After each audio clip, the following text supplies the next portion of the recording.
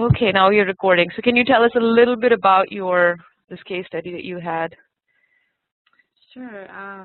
This case study, he's a male in his 60s, so he's in the Vata Ayurvedic age. When I did his Prakriti, it came out to be he was more Vata dominant when he was younger, and he barely had any Pitta or Kapha. And now his current state, his Prakriti, is his Vata has increased and his Kapha has severely increased. And also I've found that he has low prana, tejas, and ojas as well. So when I sat down and asked him questions about his health, he had a lot of problems. And I mean, the most important of the problems were his asthma, breathing difficulties, and he had nose polyps, a lot of chronic sinus issues, which have been happening over the years. And he says that it gets a lot worse in the cold winter and also in the humidity in the summertime. And he's in Michigan, so the winters get super cold, and the summers get really humid. So it's really not a good location or climate for him to be in during these imbalances. And let's see, there's other things that are also affecting his health, and a lot of them started after he retired. And he really has been like fully kapha, too. He's lazy, he watches a lot of TV, he eats sweets a lot, he's resistant to change, he sleeps a lot, he takes naps, throughout the day. And so I've gathered from that, it would be best for him to have a kapha pacifying diet first. I know he has a lot of problems, but just based on the knowledge that I have so far, is that he should definitely just start to change his diet and lifestyle immediately. But he's very resistant and very hesitant, and that's one thing that I definitely need help with, to help him understand that his health is important. And he needs to take these actions in order to feel better. He doesn't, like, I bought him a neti pie. He doesn't want to do it. He doesn't, want to do anything. So, but, I guess from what I know so far, is just to try to encourage him to do a kapha pacifying diet and lifestyle and herbs, just to reduce his kapha, which will help his sinus issues, and also, and I also would suggest finding like a hobby or part-time job or something to keep him active, so he's not as emotional, because he's very emotionally sensitive as well. So that's what I have so far. Well, that's pretty good. One thing that I find, patients who are not easily motivated, I don't even take them on. I don't want to deal with people who are not motivated about their health, because it's very, very difficult. But being a kapha myself, what is his diet? What is he eating? He loves soups, and he probably eats soups like every single day. He loves bread. He's not a vegetarian. He does eat some meat, but he tends to eat things that are maybe older, like a couple days old, which I try to tell him to just try to cook and eat fresh as much as possible. He's I'm trying to think. Is he allergic to anything?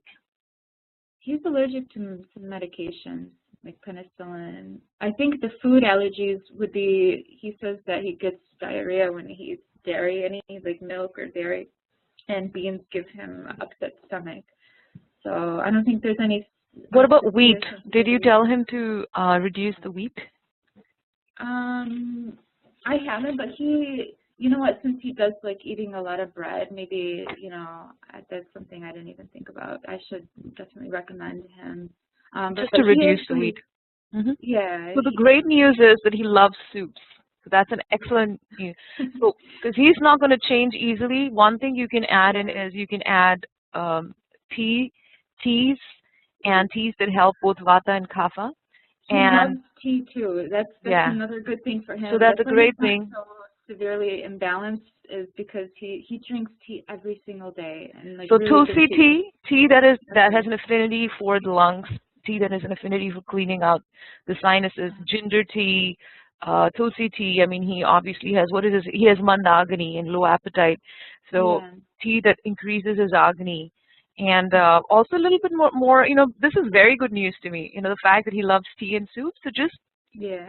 changing his diet from, mostly 80%, even if he becomes 75% vegetarian, and Sure. maybe Tulsi tea, ginger tea, and of course you've suggested Anu Taila. Maybe there is a Taila that Deepak Chopra has, Ayurnas, which is pretty good. So I don't know if he has inflammation, but it has lotus oil in it, and a lot of people, they will have a reaction to eucalyptus. Because most of the Tylams have eucalyptus in it. So maybe the lotus oil, and actually using a couple of, also the Ayurvedic Institute, Dr. Vasant Lad has a really nice Nasi oil as well. Okay. So that would be good. So I think this is pretty good, but usually if somebody is not motivated to change, I just don't take them on. It's really hard. Yeah, but when they're actually in your family, it's kind of hard to see them like in that state, oh, you know? Yeah, like my family thinks I don't know anything, so I don't even deal with them. Yeah. I don't know anything because she's family, so she doesn't know anything. So, yeah. Okay, I'll try. I'll just give it a try and see if I can help, because it's, I want this person to change, and get better health. So. Okay, well, thank you very much. It's pretty good. Dr. Sahana, do you have anything to add? Yeah, as Dr. Monica said, he loves soup. That's really a great point for you, because you can just ask him to add some kapha pacifying herbs, maybe trikata, that's a ginger, pepper, and peppercorn to it. And that really, you are really not asking him to change, because you are keeping on his regular diet or what he likes, and you are introducing your medicine through it, and it doesn't look like a change to him, but exactly, but you're still working on his problems. So if you find it beneficial using some of these herbs through his diet itself, he might be influenced by the effect of Ayurveda, and he might change his mind to involved with the Ayurvedic therapies more. That's a really great point you have there, and I think you should really consider that as a plus point. That's all. Except other than that, everything looks like pretty okay to me at this level. Yeah, I had done a good job. Keep it up. This is a really good job, yeah. Okay, so who's next?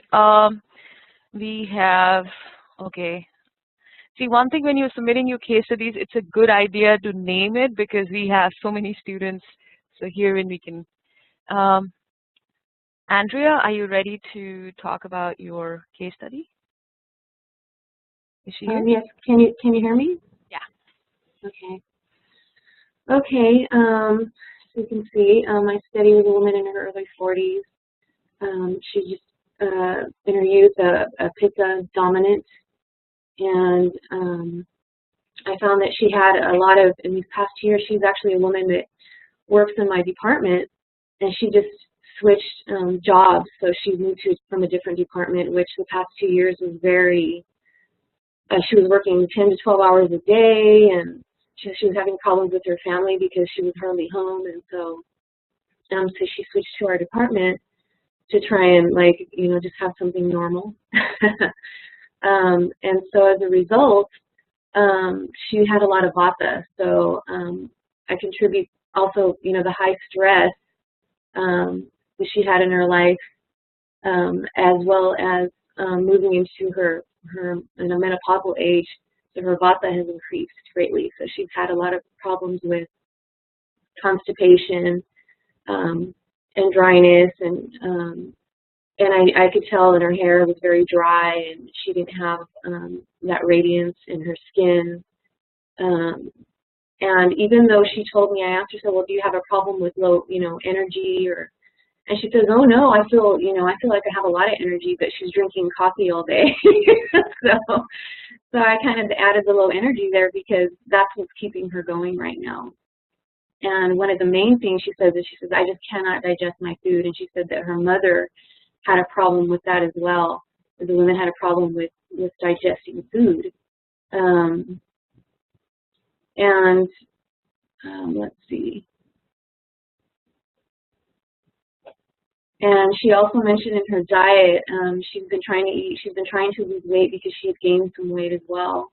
And sorry, I'm a little bit all over the place here. And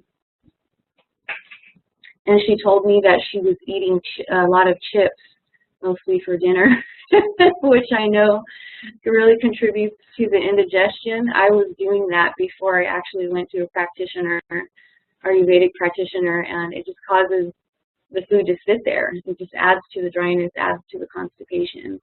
So I really didn't give her, suggest anything except really lowering that, trying to add other things like soup in her diet, maybe for dinner rather than just eating chips, and based on my own experience, that will help a lot, probably with her with the constipation.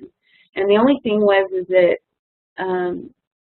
that I found too was that she would fluctuate between low and high apana. She says during her menses she has loose stools.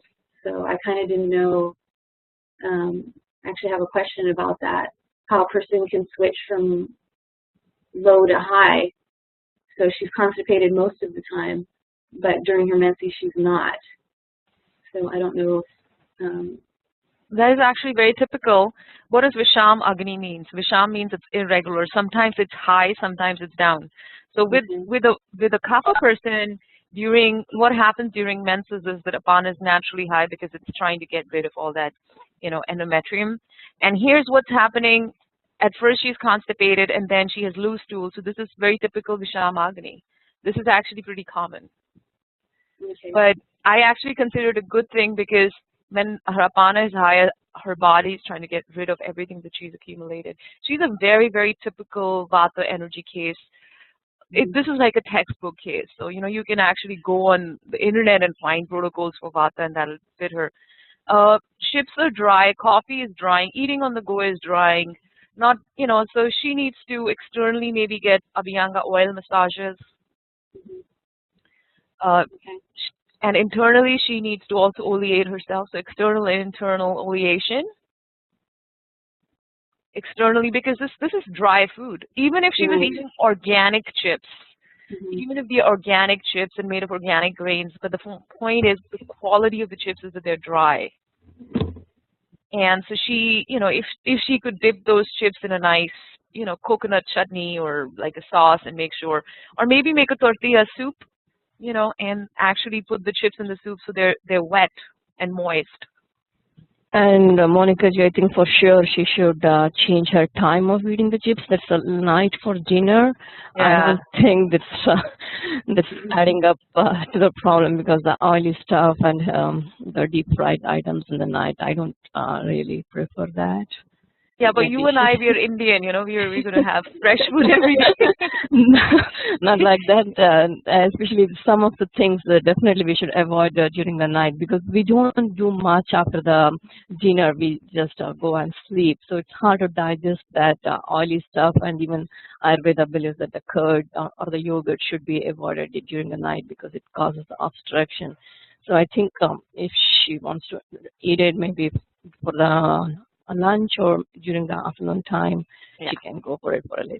Well, first of all, we should ask her. We should delete the chips and coffee from her diet. That would be really great.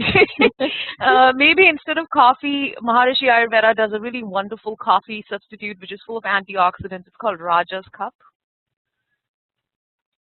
The thing is, when you're asking people to change, substitution really works. Or she can do a couple of teas. She can do Vata tea, Vata or Kapha tea you can get it online on Amazon. There's a lot of people selling Vata tea with, Vata spices. And she has to eat, if nothing else, she has to eat If she wants to eat junk, she can eat it at lunchtime, but dinner time has to be a good food. So if she's committed to making one change in her life, that is, at dinner time has to be fresh food, and it has to be good food. And because her prakriti is pitta dominant, maybe using coconut oil, but internal oleation, external oleation is important. But yeah, this is very, very typical. Vata is completely out of balance. She needs oil massages. Internally, she needs to eat. I would definitely add a lot of ghee to her diet. Maybe whatever she's eating, khichdi or soups or whatever, make sure she adds ghee.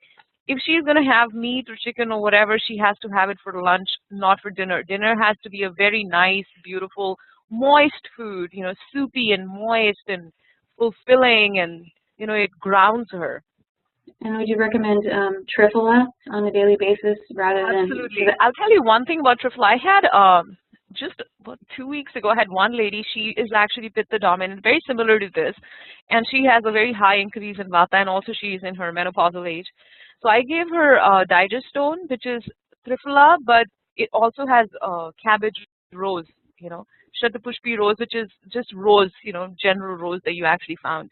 So rose is very astringent, it's pitta pacifying. So I gave her that because she's pitta vata. And actually, I ended up giving her 5 to 6 a day before it started working. The constipation was so bad, the gas was so bad. And one thing, so it took a lot of Digestone. So I actually ended up, she wasn't having enough fiber in her diet as well. So, a lot of green leafy vegetables, lots of soups to give that fiber. And also giving her Hingavashtak, so for her energy, the reason she's drinking coffee is she lacks energy. She probably has chronic fatigue. Sounds like it, but it's hidden by drinking coffee and taking stimulants all day. And it's hidden also, I think she's, she does have a pitta personality, so she's always all over the place. And I know when I've had to train her on some things, and she jumps, interrupts me before she can finish, and so she's off on and that imbalanced as far as being able to think clearly. And she also told me that when she has too much information, she has to work on one thing at a time in order for her to process anything.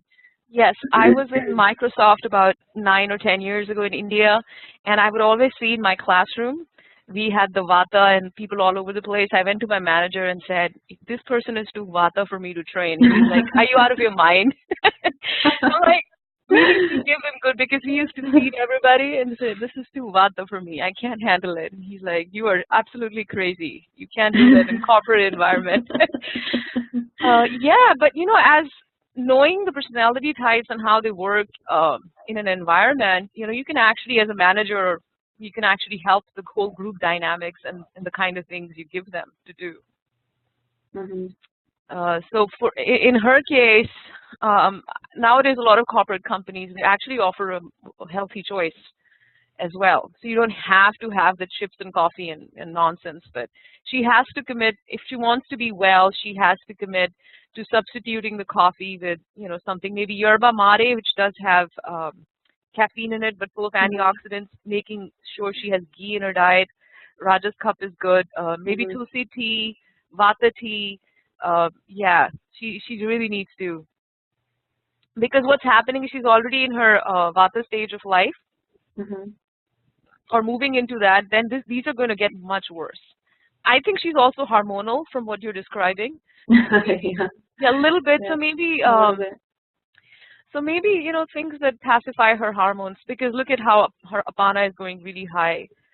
So maybe things like pomegranate juice or shatavari, asparagus.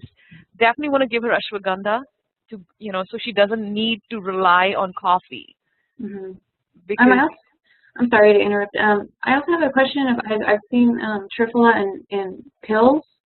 What do you think about taking pills as opposed to just having the actual herb and putting water in it and drinking it direct? Well, we never give Triphala with water, really. You give it either with ghee or you give it with some what we call anupana. It needs a vehicle for it to carry. This lady already has constipation. I have a feeling she's probably also malnourished, because if you're constipated, she might even be getting headaches and so on if you have constipation. And so the first order of the day with her is put her on one bowel movement a day. Every single day she has to have a bowel movement. So whatever works, first of all, making sure the causative factors, which are dry foods and caffeine, and also giving her Triphala with ghee. So even if it's a tablet, it doesn't matter. Okay. I mean, ideally you want to give churnam or powder form. But yeah, that is it pretty much. Put her on ghee, external massage, internal massage, internal oleation. Make sure she's having less, substitute the coffee. At least you should commit to having a good dinner, and the dinner should not be so late. That is very important, because she's heading for a lot of problems. She is, she's heading for a lot of problems. She doesn't change very. Yeah. Yes. Yeah, I noticed that. All right. Very good work. Thank you. All right. Thank you. Okay, so who do we have next? Whose is this? We did this. Okay, Christina, you're on. She did a good job Hi, here. can you hear me? Yep. Okay. Well, the first person, the person that I'm taking care, the Prakriti was basically, they were predominantly Pitta, meaning that when they were young, they were sharp and they weren't really that dry. But over time, the Vata has increased. Pitta has remained the same, but still a little bit. Kapha is the same. There's nothing wrong with Kapha. It's still balanced. Their symptoms basically is that they're always feeling allergies and they can't really think straight. What else? I'm trying to look at my notes, sorry. Basically, this person's always feeling tired and has really low immune system. She, at a certain time when she was in her Pitta, she had a really high Angie, but over time her Angie became irregular, and it's variable, so that is predominantly Vata, her increase in Vata as well. What else? Are there any thyroid issues? I'm sorry? Thyroid, hyperthyroidism, and so on? Yeah. Her skin is basically dry all the time, oily, and suffers from acne, adult acne. Doesn't have any low counts or RDC or anemia, so that's good. She's very sensitive to the sun. Whenever she's in the sun, she gets rashes. So this is in accordance to Pitta. Digestion is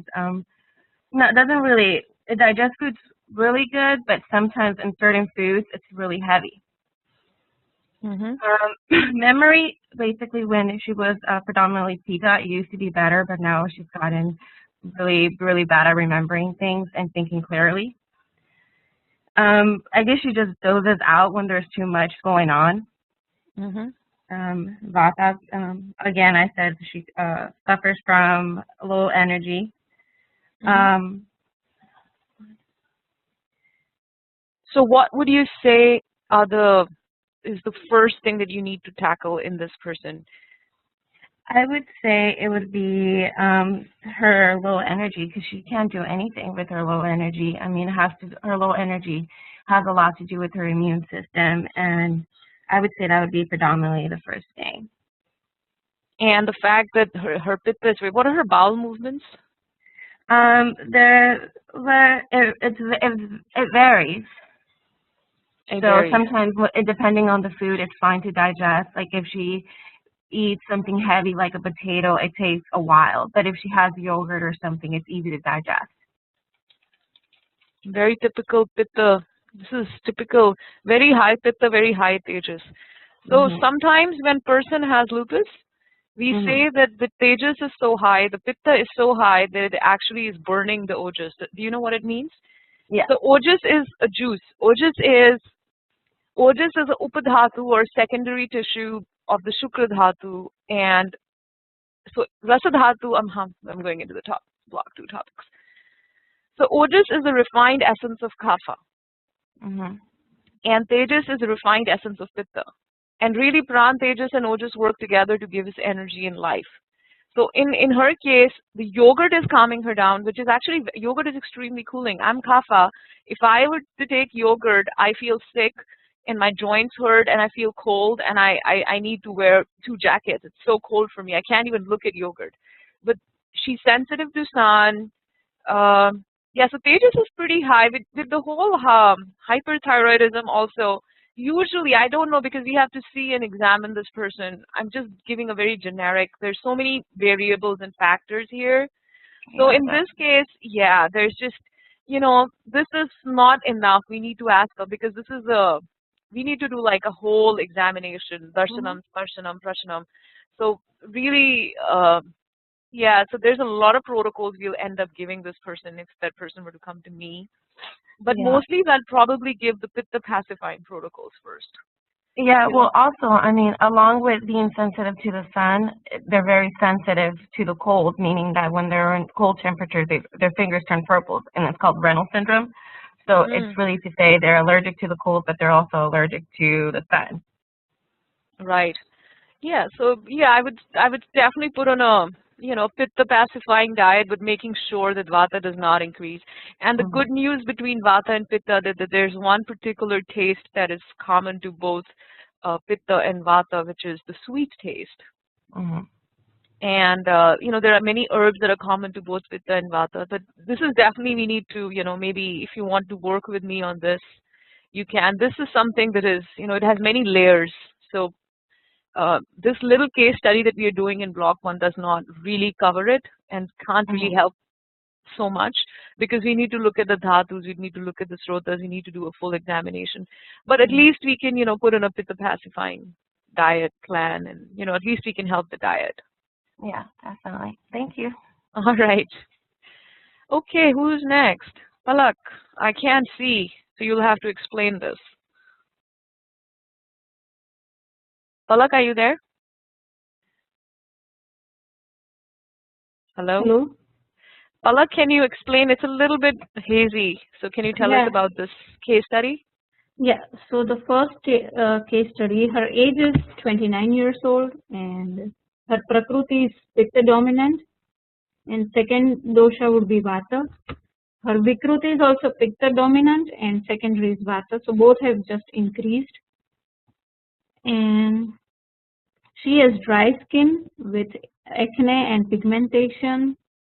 She has some emotional problems sometimes, and her digestion is high Agni. So sometimes she feels that after she has taken her lunch within an hour or so, she will feel a burning sensation in her stomach. And she also has loose stools often. And she has drying in joints. But this is, I think, only when she goes for gym for more than half an hour or so. She also feels dryness in mouth sometimes. And this is only in the middle of night or early morning. And she feels pain or heaviness below the stomach on the left side, but that is only for some moment. After some time that will go away automatically. So for that she went to see a doctor and doctor was not able to find any serious symptoms. So the doctor simply gave her a printout from Google search and what it really said was there was some stretch in intestines. Okay. Otherwise she was fine. So based on this, I think she has pitta problems basically. One question I have for you, what are her bowel movements like? They are frequent and loose stools. So you've actually got this wrong. This is not irregular Agni, this is high Agni. Yeah, I said high Agni. But you've put irregular Agni in the form. Monica ji, I think she's talking about case study 1 and this is the case study 2 we are looking at. Okay, we are looking at case wrong form. Sorry about that. Okay. So, alright, so this is not the one. Okay, but anyway, the minute you said that there's burning sensation in the stomach, what is the quality of Pitta? Pitta is burning and tikshna and sharp. So the minute, one thing when you're asking people questions, the way they describe it. For example, 99% of the people who come to me, I'm always asking them, when you eat food, how does it feel? How does it feel that it's going in? So the way they describe it, I had one person describe, she was a Vata Prakriti, and she said, when the food gets inside me, I feel it's like a knife inside my stomach, knife in her stomach. So imagine what is knife? Knife is sharp. Sharp, yeah, so you know that there's some pitta imbalance there immediately. Say, it's like a knife. And usually people with Vata imbalance will say gas, bloated, because Vata is air and space. I feel gas, I feel bloated, I have flatulence.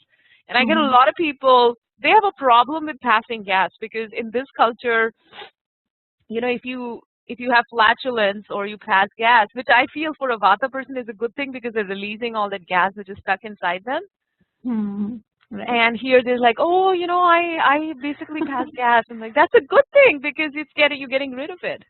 Yeah. You know, isn't it? But yeah, that's a big problem here. So we're talking about the other case study that we haven't uploaded. So we want to talk about this one. Okay. So, yeah. So we can take case study 2. So this person is a male. He is in 30s. He has graying of hair since childhood.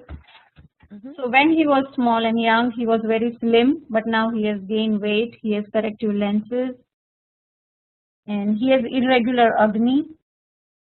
And he eats so fast, sometimes the other person feels like he has eaten the complete meal and nothing is left for the other person. He has low prana and low tejas. Okay. And since like a month or so, he has puffy eyes. Sometimes he feels blockage in his nose, so maybe he has sinus issues. And he has a habit of drinking 2 or 3 cups of coffee every day. Otherwise, he feels that he doesn't get a kick to start his day. So his bowel movements are less than 1 or less than 1 a day? He has regular bowel movements, but he takes so much time in the bathroom. He will take 1 hour. He will sit there. Okay, no, but that does not answer a question. If it's a regular bowel movements, he's not constipated, so apana is low or apana is high, that kind of doesn't answer a question. So maybe you can find out. Yeah, usually, just to give you an idea, normal pitta person, here you go. Here you go. Sorry, trying to draw a pitta person. Usually pitta people have a very large forehead. And because, you know, their sadhaka pitta is very high. So if you look at Atul, he has a really high forehead. And pitta, because their sadhaka pitta is so high, they will have a little bit graying of hair or balding of hair. Their hair start going bald a little bit earlier, even in young age. Usually pitta will have corrective lenses because their eyes, you know, alochak pitta, their eyes are a little sensitive. And pitta will usually gain weight around the middle. Now, pitta resides in the liver, it resides in the spleen, it resides in the lower half of the stomach. And because that is the weak area for pitta, so when pitta gain weight, normally they're not going to gain weight all over the body, just around the stomach. Just like kapha will gain weight everywhere. Pitta will gain weight around the stomach, and vata normally don't gain weight. They mostly kind of gain air, a pure vata person. He also has a problem with formation of words. Like if you ask him what you are doing, then he will say, so yes, I am doing this. So he takes a long to reply. That is sadhak pitta issues. So maybe he's so overworked and there's so much stress that his sadhak pitta. So ability to form, so that is udana vata and sadhak pitta issues. So ability to govern emotions, memory, intelligence, digesting thoughts. Even a question has to be digested. When I ask you a question, you have to understand, process it before you answer me back. So the processing of the question is sadhaka, and then actually, you know, answering back is the udana. So sadhak udana. So this is a more an emotional, mental issue than a physical one. Yeah, for sadhaka pitta, I would recommend this guy should start doing some meditation. Actually, Sahanaji, you have anything to add? Yeah, as far as the puffiness of the eye is concerned, have you inquired about his urine output and the fluid intake? Because that's an important thing to be asked, I guess, because you know the urine is the way to pass our body fluids out and to maintain the fluid electrolyte balance. So whenever there is a puffiness or like water retention, I think it's one of the things to be asked. And I'm not sure exactly what you mean by low udan. Though he passes his bowels daily, but if he's like really pushing it hard, he's training, then I would consider Yeah, it like a he has low. to push hard for that. Yeah, sometimes it's not like a regular or natural bowel movement. Sometimes people know that they should pass it daily, and though they are now not getting an urge, they'll sit in the bathroom and they strain a lot, and that Yeah. can be also considered as a low udan and Okay. sorry, low apan. And when the apan is low, you should also think about the urine because the apanamata is with all the downward movements like urine, feces, the stool, everything. So Okay. you might have to ask something about that and also his cardiac health. So even in case of the cardiac problems, also the periorbital edema is like it's possible to get that. So Well, yeah, puffiness of eyes are usually in darshanam indicative of, adrenals or kidneys, but we don't know. You have to have darshanam. So it's very hard to do this kind of without looking at a person. Maybe from next time onwards, we'd ask you to, maybe take a picture, especially in the case of, when the symptom is actually showing on the face. Because in Block 2, you actually do the tongue diagnostics. So all of you who've joined the Block 2, on June 3rd, we have the Nadi and the Jiva. So we will be doing darshanam, sparshanam. Okay. Dr. Kirti is here. She's going to be helping us do it. So thank you, Palak. Who's next? Let's see. I don't know whose is this. Is this yours, Juliana? Whose is this? This is Carolyn's. Carolyn, is this yours? Hi. Hi. Yeah, that's mine. Okay, so do you want to tell us about it? Yeah.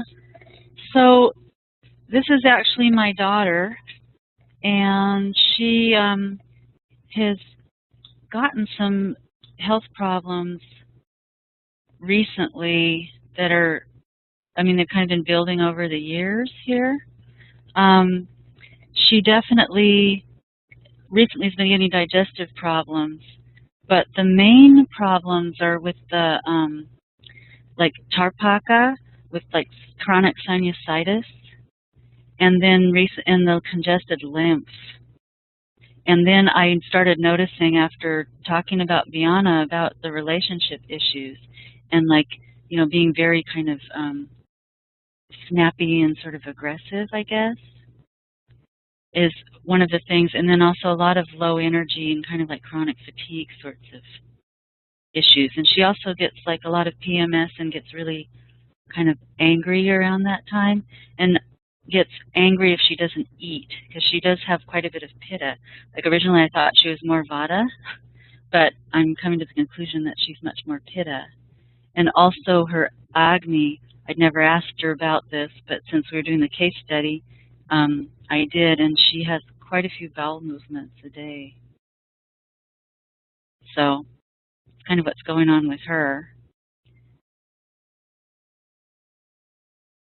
Can you hear? Yeah, we can hear you, Caroline. Go ahead.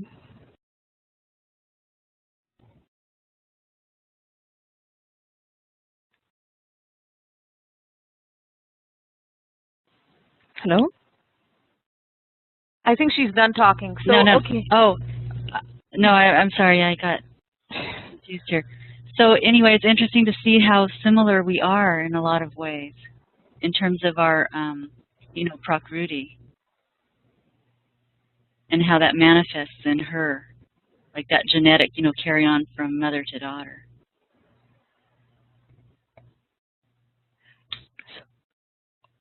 I have a question. So, what would you say is the top thing you want to address, with your daughter if she was more motivated? Let's put it this way.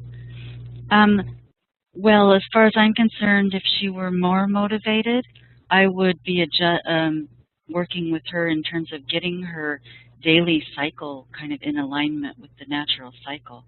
Mm-hmm. Because she tends to stay up all night and then sleep all day. And so I think that throws her out of balance. Okay. Yeah. So she's mostly a pitta, and right now the kapha is a little high as well. Vyanavata, low energy. Yeah, you know, not following the day and night cycle can be pretty bad. Yeah, it can definitely, that's the one thing. The thing with our case studies, we don't control them, but when you're actually practicing, you would notice the people who come to you, they're actually very motivated. They don't want to go to a regular doctor. No offense, Aparnaji. So the kind of people who would start coming to you when you have your practice, and you know, they're already motivated. They want to change. That's why they've come to you. The only time I find people who are not motivated is when the wives drag their husbands. And then, you know, I ask them questions, you know, can you answer it? He's like, I'm fine, I have nothing wrong. Yeah, okay, I had a shoulder problem. So it's hard because I think the way men are programmed, they're not supposed to feel any pain. So it's hard.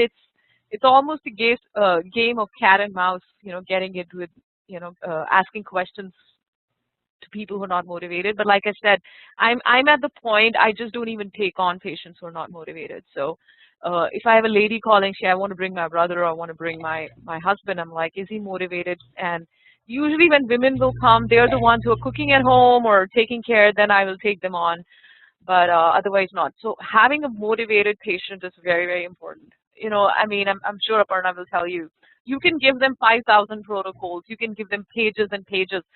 When I first started practicing Ayurveda in San Diego, I would give, you know, like a daily cycle protocol, I would give Ahara, nutrition protocols, I would take 2 hours doing a consult. And the point is, if they're not ready to change, they just throw it in the bin when they go home. I mean, we give printouts. I don't do that anymore. I try to give, depending on how motivated, the first question I ask is, how motivated are you to change?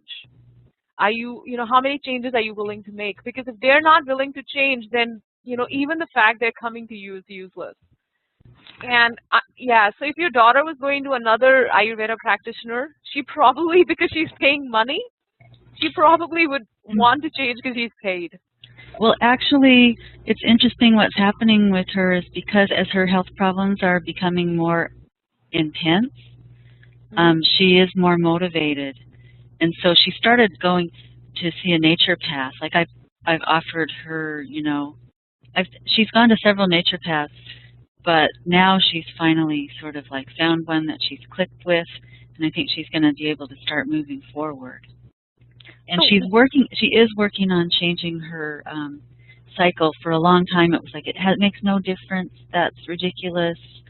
And now she's at least, you know, starting to some days, you know, try to get to bed earlier and wake up earlier and that kind of thing. So I think it's going to be a real slow process, but she's becoming a bit more open. So one thing that is very easy in Ayurveda that can be incorporated very quickly is the use of herbs and spices. For example, for Pitta and Kapha, you know, just using, I got a whole protocol together for her. I went and I set it all up with instructions, and I made her tulsi tea and everything. I made her own churna to put on her food. Nothing. It's nothing. I started using the churna myself because it really tastes good. But she hasn't touched it. So, yeah. Okay. But I know the tulsi tea, especially for the sinus issues, would be great. And I went out of my way to get a really good tulsi tea, and she didn't touch it. You could also, I know you do, you know, you could also give her a head massage with the kapha pacifying oil. That's a good idea. I definitely need to do more massage with her. I gave her Nasya oil at one point for the sinusitis, and the pitta was so high that it gave it the whole inside of her nose bled, and she refuses to do Nasya now. So I don't know what herbs were in there, or if I could have used other herbs. Well, if her nose is bleeding, then we say that the Pitta dosha has actually entered the Rakta Dhatu. So Pitta dosha is high, it has left its sthanam. And also sometimes when someone is a Pitta and they have a sinus issue, then their sinuses are inflamed. So giving them a regular nase oil doesn't work. Giving That's them what an oil happened. which has, yeah, you need to give things like sandalwood and sandalwood rose. Things that are You can, very pitta pacifying. yeah, you can actually write that down because normal nase oil, they will have eucalyptus or camphor Right, that's what or it these, had. yeah, and those things can cause allergic reactions in a pitta person, especially in inflammation, because it's too heating and too stimulating. But like in the cold pressed coconut oil as a base, if you add some sandalwood, just a couple of drops of sandalwood and lotus, and Sahanaji, anything else? Rose, Yeah, even the jasmine would be great, I guess. It's jasmine as cooling. well. Yeah, Yeah, I'm thinking I made a little perfume with rose, jasmine, and vanilla, and it's the nicest scent in the whole world. I know So jasmine smells really great. yeah, I've personally been taking rose jasmine tea in the morning to calm that pitta down. well, Carolyn, if you come to my house, we've got about 700 or 800 roses outside in our garden, and yeah, and we have so much jasmine that the whole block is smelling of jasmine, and it's pretty beautiful. It's just the spring weather. So what I do is I start collecting my roses and jasmine, and I'm going to make oils with them later. I've done that with jasmine, and Yeah. it's really takes to the oil really well. Yeah, I have jasmine in my front, and I've done that before. Yeah. So you have a lot of experience with Ayurveda before, but in such a case when you're especially dealing with a relative. Now I don't know about others, but my son who's 6 years old, he's very pitta. When he was 2 years old, he had eczema, and I did take him to his pediatrician who told me that, oh, just don't bathe him every day, and gave me a cream, and I threw it out in the bin. And I've just been doing Abhyanga on him regularly. I think I did Abhyanga on him every single day for the next 3 months using a little bit of sesame and cold pressed coconut. And it was gone, and he hasn't had eczema in years. But anytime I see that, the skin's getting dry, I just start, using different oils. And so, Yeah, the same thing with Monica ji. My daughter also has a dry eczema, and the doctor prescribed the steroid. I never used, but yeah, I said, "Is there anything? This is a direct thing you're advising me to use the steroid?" And they said, "No, "That's the only thing we have." And I said, "Forget it." And I'm giving her, as you said, the coconut oil massage every day, and giving her a bath, and she's perfectly fine. Yeah, 3 days ago, I had a case of a little girl. She's only, I think, 9 years old, and her eczema was really aggravated. I mean, it was so aggravated, it almost looked like dermatitis. And so she's very Vata personality. So even before she came to visit me, her parents came to visit, and both of them are Vata. So I already knew before the child came that this is a Vata issue. And so this was a very aggravated and advanced case. And so we put the child, I did a little bit of biofeedback. I put different oils in her body and said what she felt. When I put, Vata pacifying oils, she was like, I don't like it, and this. When I put neem oil and manjista oil, which are the actual herbs, and very bitter oils, she said, oh, that feels good. I like it. She likes the neem oil, and this is a 10 years old girl. So we gave her a neem and manjista oil massage there and then. Within minutes, her skin, portions of her skin were pacified, and so she was actually inflamed as well. So you used biofeedback with her? Yeah, I do that all the time because to check. Yeah. What kind of biofeedback? Well, if somebody, for example, I'll ask people to take a little bit of triphala and put it on their tongue, and based on what taste they're feeling, the rasa that they're feeling, I kind of find out that this is the taste. Usually, people who are, who take care of themselves and who listen to their bodies, those people can, when they tell me I like this taste or I'm tasting more bitter, because triphala has practically all the tastes in it except salty. So it is. So I use the triphala test. It's a very Dr. Vasant test. Okay. Yeah, I'll use the triphala test. I'll give them different churnams. I say, what do you feel? Most of like when Dr. Sahana and I did the women's support workshop, we gave pomegranate and ashoka to one of her students, Susan, who's very Vata. She hated it. But when we gave her shatavari, she loved it. So you know, because she's a balanced person. But we didn't tell her what we were giving her, so she But she automatically. hated the rose jam, the most delicious preparation, and that's a clear example for a typical one. Yeah, so rose jam, you know, it's made of roses. The Pitta people and the Kapha, they just loved it because rose is so astringent. But she couldn't stand it. She was gagging over the rose. But this is a very, you know, a typical example of biofeedback. So in Ayurveda, we want to use the drugs to find out what's happening. The herbs will actually help us find out and diagnose what's happening with a person. But in this case, you know, when the child first walked in and I looked at the child, it looked like this was a, you know, typical Vata case, both parents are Vata. But, you know, we did a little bit of examination and I used different oils and I was talking to her. We talked about the bowel movement. It seems that her Agni is displaced. The Agni is so high that it's causing the Vata to, like, I don't like the sun, I like to wear glasses. So, you know, you knew that the Agni is displaced in this child, and she was a little bit constipated, mostly because, and her tongue had a lot of ama in it as well.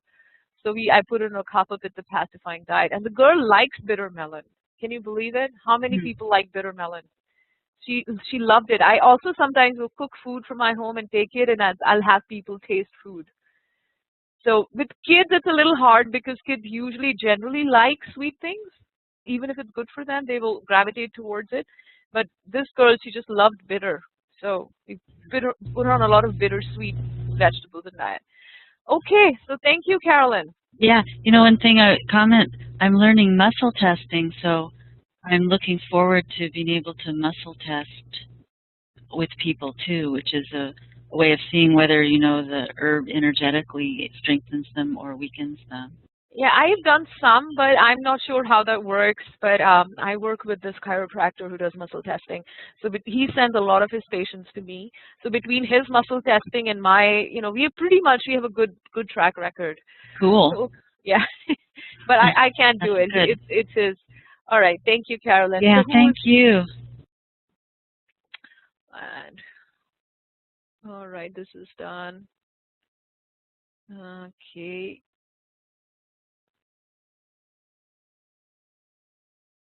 Are we missing anyone? Aparna, am I missing your is a 41-year-old male, and his Prakriti, childhood Prakriti was V3, P3K1, and his current Vikruti is pushing more towards Pitta. Vata has decreased, and Kapha is about the same.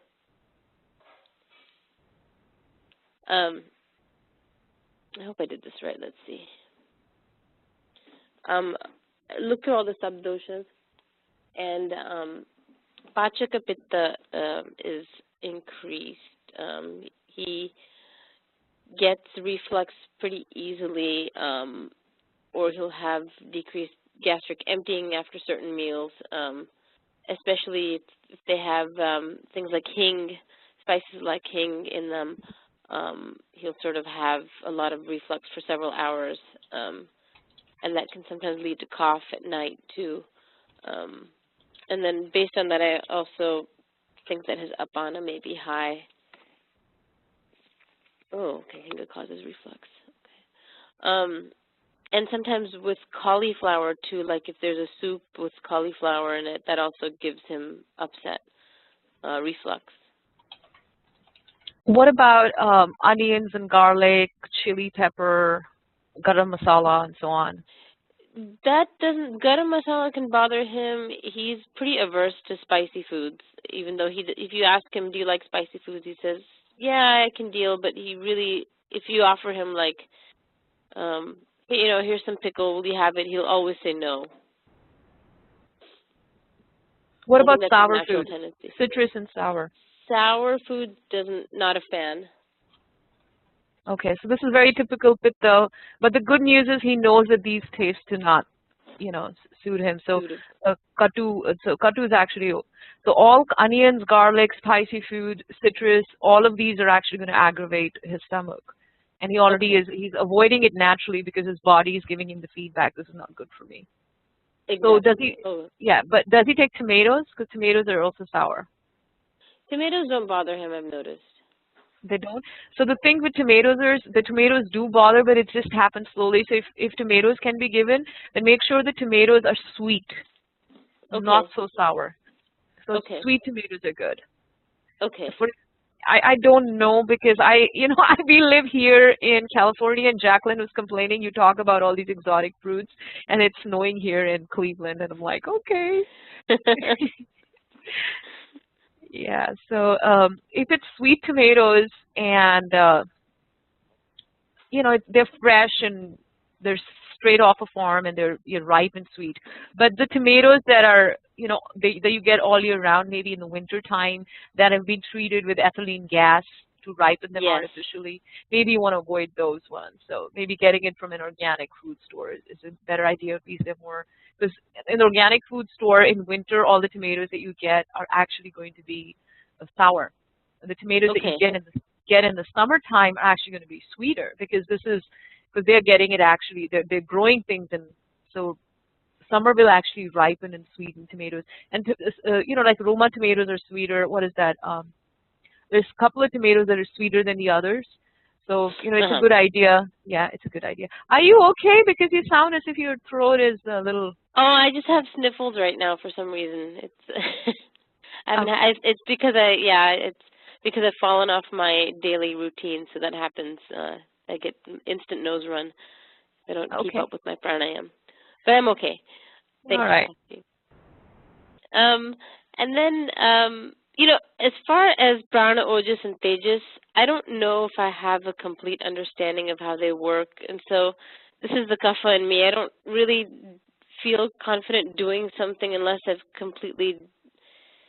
a slow learner that way. So I think until I really feel comfortable, I don't know if I can really assess accurately what it is. But if I had to guess, I think his ojas may be low from time to time because he frequently gets viral, colds and coughs, and coughing to the point where he's, he will sometimes gag. He's a pediatrician for a living, so he brings all sorts of viruses back home with him. So I think, and he's been doing it for a long time. He's been a pediatrician for 10, 15 years. So you would think that he'd be more immune by now, but if his ojas is low, maybe that's why he still gets sick quite often. That's my guess. Okay. Do you want me to quickly give a little bit picture? It's hard because you can't really explain prana, tejas, ojas in a few minutes. But, if you think of prana as the essence of vata energy, instead of thinking prana, thinking this is vata, but this is the most important vata. Think of ojas as kapha, but the most important kapha. And think of tejas as pitta, but the most important, not just the important, because these are the energies that are interplaying not just physically, but energetically in our body as well. So if you were to take raw milk like we do in India, and then you boil it, take the cream out, and you churn it, and then you make butter with it, and then from butter you make ghee. So the ghee is much more powerful than raw milk. Right. And it's very refined, and it's very refined how ghee can go deep into the dhatus and do so much. But milk will not go, and the quality of milk is actually different than ghee, even though ghee is coming from the milk. If you were to describe milk, you would say milk is very cooling. Milk. Sometimes you don't want to give milk to a vata person, because it's really cooling. Especially milk in a yogurt form, you don't want to give to a vata person because yogurt is very, very cooling. But ghee is also coming from yogurt, and ghee is also coming from milk. But still, it's amazing so you're changing the energetic quality of the milk by giving it in that refined form. So think of, here in your prana, ojas, and tejas. In fact, sometimes we call the 5 vatas the 5 pranas as well. And so think of prana as the refined essence, the ghee that is coming from vata. Okay. So not only is the quality of this prana so refined, the quality of this prana is the quality of our atma. It's almost divine. It's life. Sure. And So, but prana needs to, power something. It needs to power something. What does it power? So so here is an interplay of these three energies. Ojas, so kapha, if your kapha is high, and if you have good kapha in your body, then your rasa dhatu is high. Rasa dhatu is high, and the refined essence of rasa dhatu is ojas. Okay. So think of the ghee that is coming from the raw milk is ojas. But ojas is like the juice of immunity. It's described as a yellow sap. So in Ayurveda, and ojas is a secondary tissue produced from shukra dhatu, meaning your reproductive. So all the reproductive. So in Ayurveda, when somebody is just recovering from, when they're undergoing panchakarma, or they are undergoing certain austerities and tapas, for treatment, then we say please refrain from sex. Because if they are, if their shukra dhatu is being released, if the reproductive fluids are being released, then the ojas is getting released. So people who, so one of the protocols for increasing immunity is celibacy, believe it or not, just for the time. So ojas. So shukra dhatu is a refined essence of rasa dhatu, which is kapha, and the secondary dhatu here is ojas. Okay. So that is a pretty good question. Carolyn has a question. What does birth control do to ojas, especially IUDs? Oh, you should hear Olga answer this question. She just did an entire class on birth control, and yep. Well, I feel very strongly about birth control.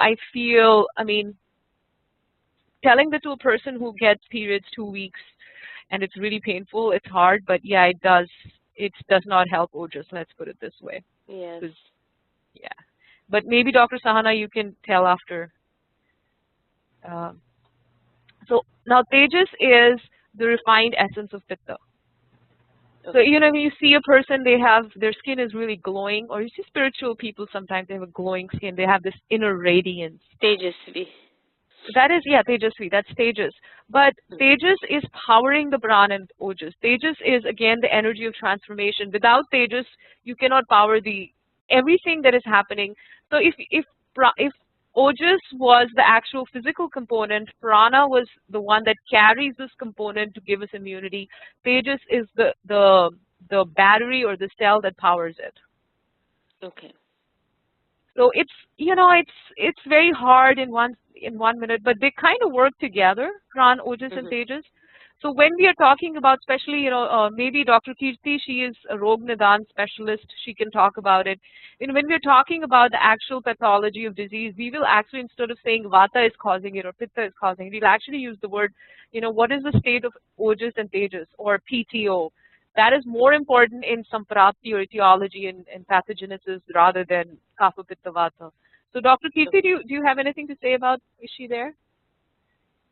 Yeah. Yeah, you have to assess in detail for the prana, ojas and tejas, but it will take practice for you.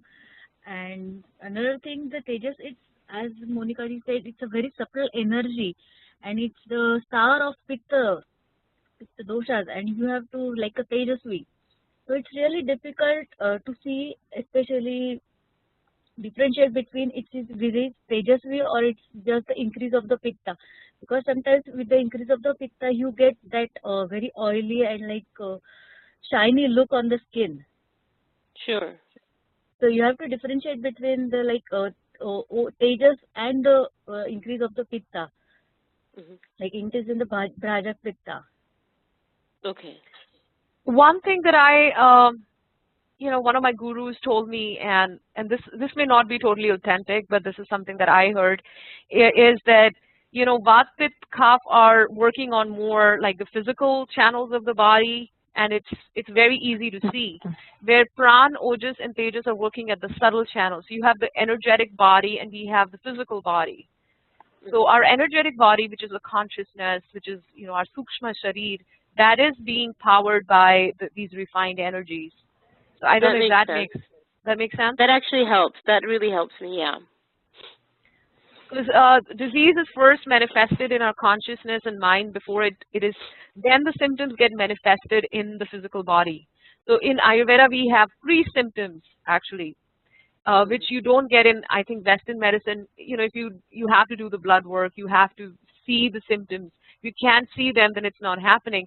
But in Ayurveda, you actually see the symptoms as well. Okay. So you know what, we are Absolutely. running out of time. And we'll discuss, this is really good. Let's put all these studies up in the forums and start a discussion.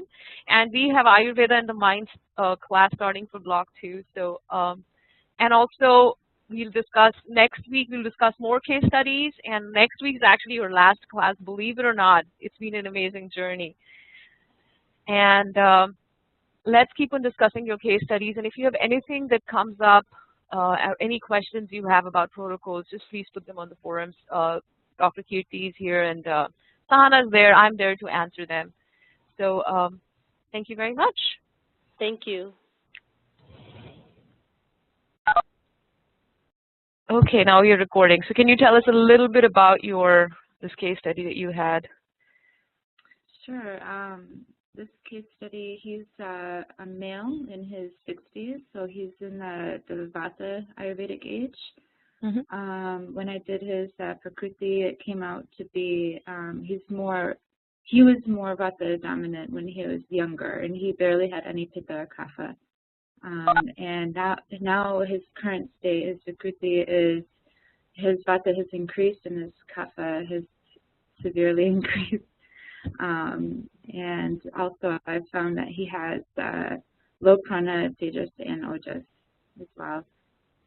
So when I sat down and asked him questions about his health, he had a lot of problems. And I mean, the most important of the problems were his asthma, breathing difficulties, and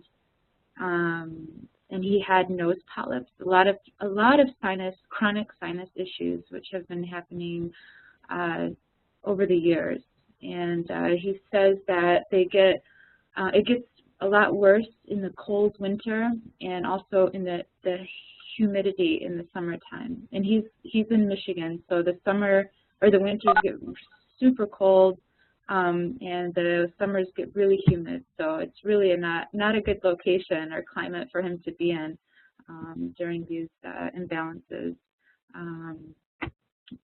And let's see, there's other things that are also affecting his health, and a lot of them started after he retired, and he really has been like fully kapha, you know, too. He's lazy, watches a lot of TV, he eats sweets a lot, he's resistant to change, he sleeps a lot, he takes naps, you know, throughout the day, and so I've gathered from that, you know, because she's family, so she doesn't know anything. So yeah. Okay, I'll try. I'll just give it a try and see if I can help, because it's, you know, I want this person to change, you know, and get better health. So. Okay, well, thank you very much. It's pretty good. Dr. Sahana, do you have anything to add? Yeah, as Dr. Monica said, he loves soup. That's really a great point for you, because you can just ask him to add some kapha pacifying herbs, maybe trikata, that's a ginger, pepper, and peppercorn to it. And that really, you are really not asking him to change, because you are keeping on his regular diet or what he likes, and you are introducing your medicine through it, and it doesn't look like a change to him, but exactly, but you're still working on his problems. So if you find it's beneficial using some of these herbs through his diet itself, he might be influenced by the effect of Ayurveda, and he might change his mind to through involved with the Ayurvedic therapies more. That's a really great point you have there, and I think you should really consider that as a plus point. That's all. Except other than that, everything looks like pretty okay to me at this level. Yeah, I had done a good job. Keep it up. This is really good job. Yeah. Okay, so who's next? We have, okay. See, one thing when you're submitting your case studies, it's a good idea to name it, because we have so many students. So here when we can, Andrea, are you ready to talk about your case study? Is she here? Yes. Can you hear me? Yeah. Okay. Okay. So you can see, I study with a woman in her early 40s. She just in her youth a pitta dominant, and I found that she had a lot of, in these past years, she's actually a woman that works in my department, and she just switched diarrhea when he eats dairy, any like milk or dairy, and beans give him upset stomach. So I don't think there's any. What about wheat? Did you tell him to reduce the wheat? I haven't, but he, you know what, since he does like eating a lot of bread, maybe, you know, that's something I didn't even think about. I should definitely recommend him. Just to reduce the wheat. Yeah. So the great news is that he loves soups. So that's an excellent news. So because he's not going to change easily, one thing you can add in is you can add teas and teas that help both Vata and Kapha. He loves tea too. That's another good thing for him. So that's a great thing. So severely imbalanced is because he drinks tea every single day. And like so really Tulsi tea that has an affinity for the lungs, tea that has an affinity for cleaning out the sinuses, ginger tea, Tulsi tea. I mean, he obviously has he has mandagani and low appetite, so tea that increases his agni. And also a little bit more, you know, this is very good news to me, you know, the fact that he loves tea and soup. So just changing his diet from, you know, mostly 80%, even if he becomes 75% vegetarian. And maybe Tulsi tea, ginger tea, and of course you've suggested Anu Taila. Maybe there is a Taila that Deepak Chopra has, Ayurnas, which is pretty good. So I don't know if he has inflammation, but it has lotus oil in it. And a lot of people, they will have a reaction to eucalyptus. Because most of the Tailams have eucalyptus in it. So maybe the lotus oil, and actually using a couple of, also the Ayurvedic Institute, Dr. Vasant Lad has a really nice Nase oil as well. So that would be good. So I think this is pretty good, but usually if somebody is not motivated to change, I just don't take them on. It's really hard. Yeah, but when they're actually in your family, it's kind of hard to see them like in that state, you know? Yeah, like my family thinks I don't know anything, so I don't even deal with them. I don't know anything. It would be best for him to have a, you know, a kapha pacifying diet first. I know he has a lot of problems, but just based on the knowledge that I have so far, is that he should definitely just start to change his diet and lifestyle immediately, you know, but he's very resistant and very hesitant, and that's one thing that I definitely need help with, to help him understand that his health is important, you know, and he needs to take these actions in order to feel better. He doesn't, like, I bought him a neti pie, he doesn't want to do it, you know, he doesn't, you know, want to do anything. So, but, you know, I guess from what I know so far, is just to try to encourage him to do a kapha pacifying diet and lifestyle and herbs, just to reduce his kapha, which will help his,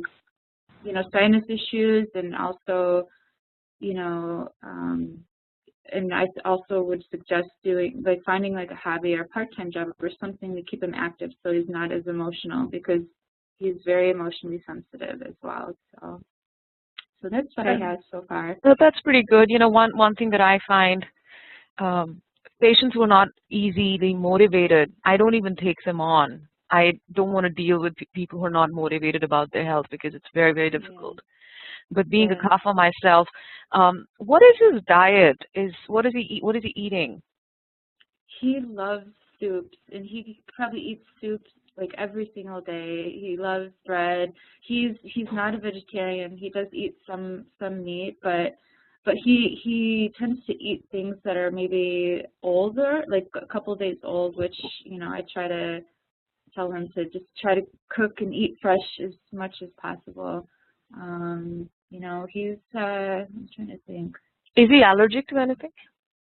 He's allergic to medications, like penicillin. I think the food allergies would be, he says that he gets jobs, so she moved from a different department, which the past 2 years was very, she was working 10 to 12 hours a day, and she was having problems with her family because she was hardly home, and so she switched to our department to try and, like, you know, just have something normal. And so as a result, she had a lot of vata. So I contribute also, you know, the high stress that she had in her life, as well as moving into her menopausal age. So her vata has increased greatly. So she's had a lot of problems with constipation and dryness, and I could tell that her hair was very dry, and she didn't have that radiance in her skin. And even though she told me, I asked her, so, well, do you have a problem with low, you know, energy? And she says, oh no, I feel like I have a lot of energy, but she's drinking coffee all day. So I kind of added the low energy there because that's what's keeping her going right now. And one of the main things she says is, she says, I just cannot digest my food. And she said that her mother had a problem with that as well. The women had a problem with digesting food. Let's see. And she also mentioned in her diet, she's been trying to lose weight because she had gained some weight as well. And sorry, I'm a little bit all over the place here. And she told me that she was eating a lot of chips, mostly for dinner, which I know really contributes to the indigestion. I was doing that before I actually went to a practitioner, Ayurvedic practitioner, and it just causes the food to sit there. It just adds to the dryness, adds to the constipation. So I really didn't give her, you know, suggest anything except really lowering that, trying to add other things like